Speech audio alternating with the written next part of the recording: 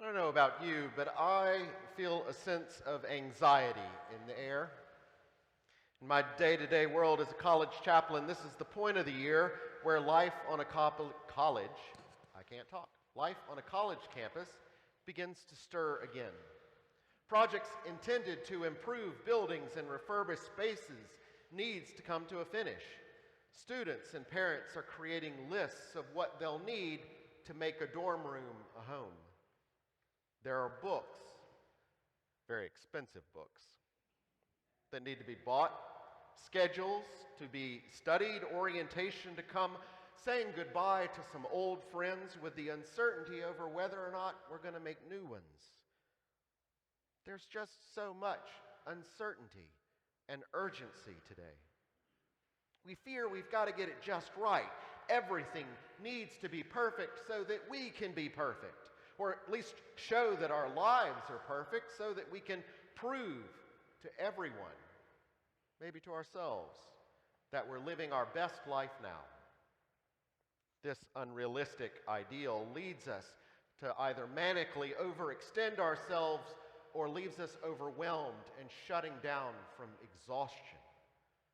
This anxiety to perform, uncertainty over exactly what to do, as well as an urgency to do something and do it now, more often than not leaves us unable to ask for help and admit the truth.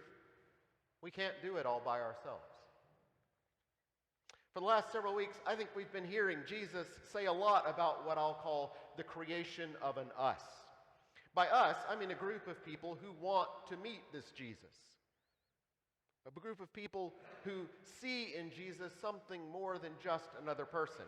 A group of people who hear in what Jesus says words that speak to us.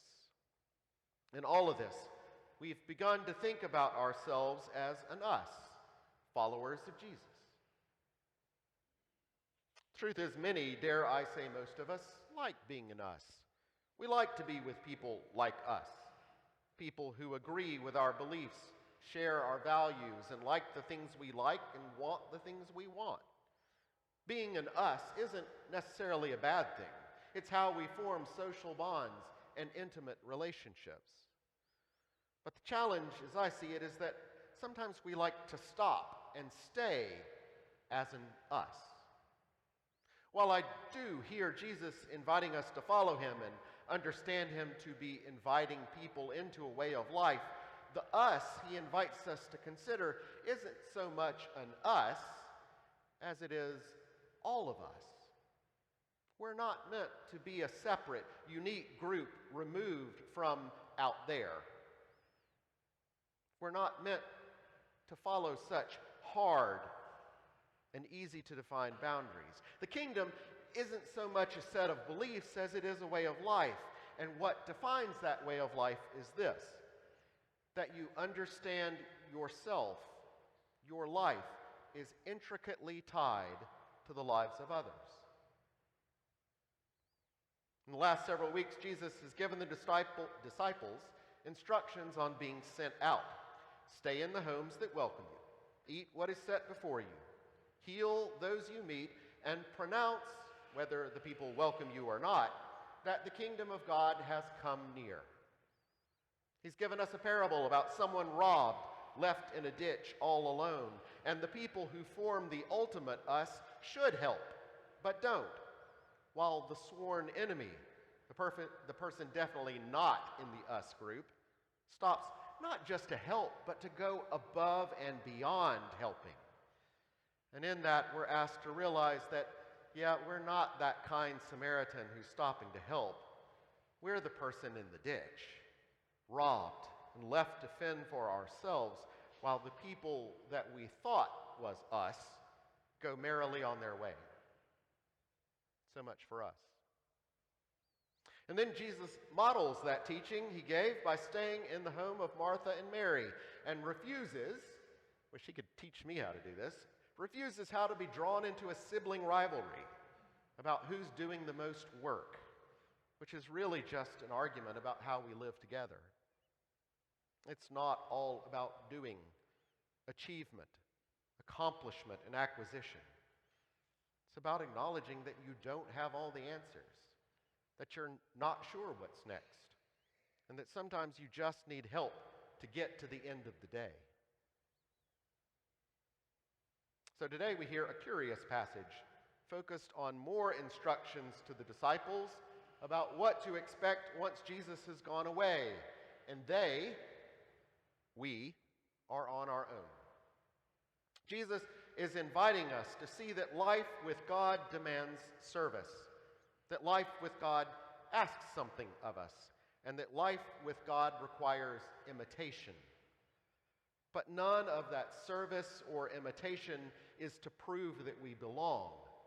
The relationship already presupposes we belong. We're not here to earn anything or to accomplish anything to justify ourselves. This isn't Chopped, where I have to use what's in the basket to make the best tasting, visually impressive and creative dish to impress some judges. I'm not working so that others are going to comment on what I've done and I get recognition. No one is in danger here should our performance be less than perfect. As Jesus puts it, "Do not be afraid, little flock, for it is your Father's good pleasure to give you the kingdom." Relax. And then we get an image, that of a thief in the night. But let's be clear about what's not being said in this parable. The kingdom Jesus has come to inaugurate is good news.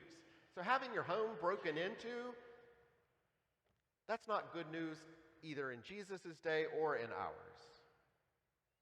God's not breaking in your home to take and steal and plunder everything that you think makes you an us. Second, Jesus is asking us to move past the question of, are we an us or a them? Rather than define ourselves by what we acquire or think is correct, we're invited to give freely of ourselves, to sit and listen to others, and that can lead to some surprising transformation. The image Jesus uses isn't between Jesus and a thief. It's between the coming of a thief at a surprising time and the coming of Jesus at a surprising time. The coming of Jesus is the coming of the kingdom for all of us.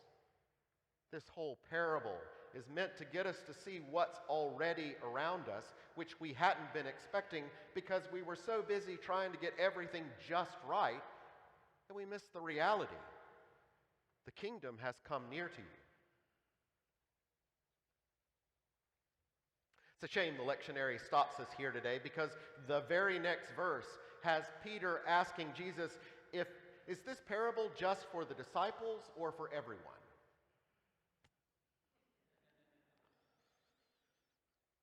Is it for the us or the them? And that's part of the challenge of the parable.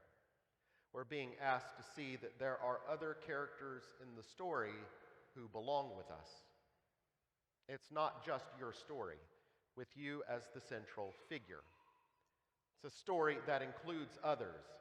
Others you may think you know, and others you haven't taken the time to get to know. Peter's question goes to the heart of how we misunderstand what Jesus tells us.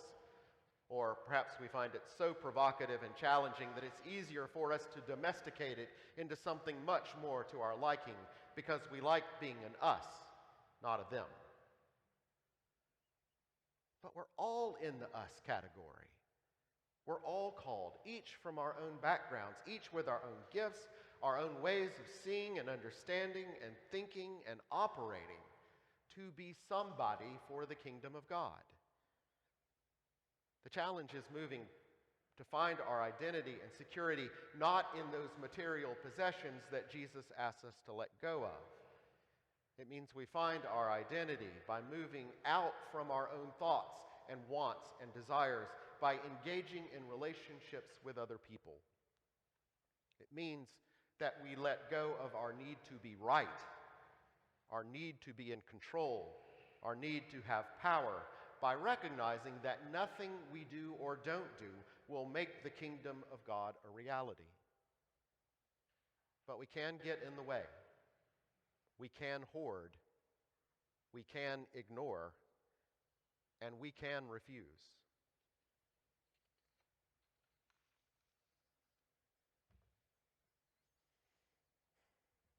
There's a lot of anxiety in the air right now. And I don't know about you, but it's been a heavy week. Everyone comes to campus with expectations, and expectations are almost always disappointed. What matters is our ability to let go of expectations and be willing to find ourselves surprised by just where it is we can go, who we can meet, and how we're transformed by the experience of life in a way that we couldn't imagine. It means embracing some insecurity, being vulnerable in sharing who we are and what it is we need, being willing to ask for help, and being willing to admit we don't have all the answers. It means recognizing that the response to anxiety and fear are best met by sacrifice and engagement, not by withdrawal and self-preservation. Life as Jesus offers it isn't a test, it's a relationship. Our challenge is the same now as it was when Peter asked his question. Will we find security? Will we find salvation in God or seek it elsewhere? Once we can remember that us is a bigger word and a larger life than we often think it is, we may be surprised by what breaks through in our lives with God and with one another.